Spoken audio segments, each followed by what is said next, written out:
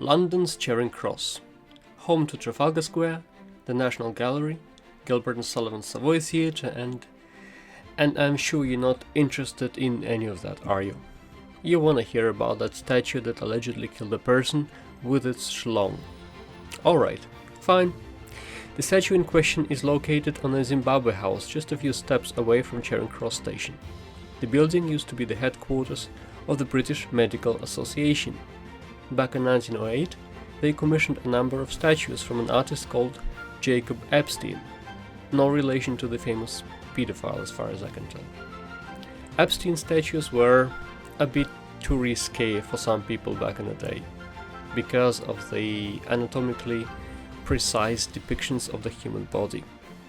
Even though, as you can see, they aren't really that explicit, and today even less so, since they've been badly damaged by acid rain and whatnot. Nevertheless, the Christian-minded citizens of Edwardian England began to protest.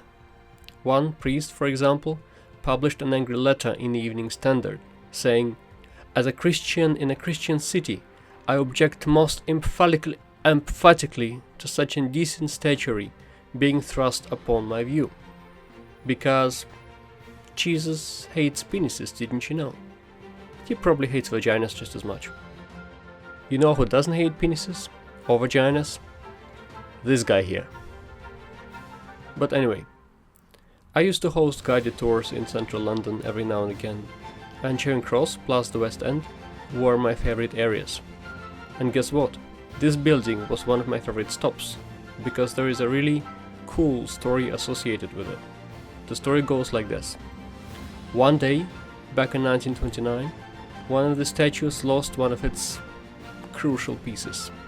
After being washed with a strong water jet, one of the lovingly crafted penises fell down and landed on a pedestrian's head, killing him on the spot. Yes, it's a sad incident if you think about it, but, you know, it's also darkly comical. Don't tell me it isn't. Now, as far as I can tell, the main reason for the story being so well known is this book here, London's Strangest Tales. Every amateur tour guide in London will have lifted some of their stories from this book. And so did I, of course.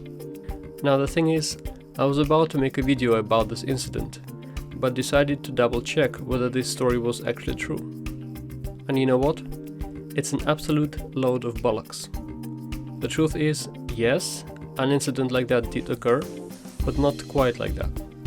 Yes, a statue really did lose a piece, and yes, it really did fall on a pedestrian. But that piece was not a willy, it was a head, as in the kind of head you would have in your shoulders. And one day the head fell on somebody's foot. The result was merely a foot injury, nothing else. And so, there are now many thousands of Londoners who still believe that some poor sod was killed by a stone phallus. And I contributed to spreading this stupid urban legend. I'm not saying I'll lose my sleep over it, but it just goes to show how easily we believe stories if they're just entertaining enough.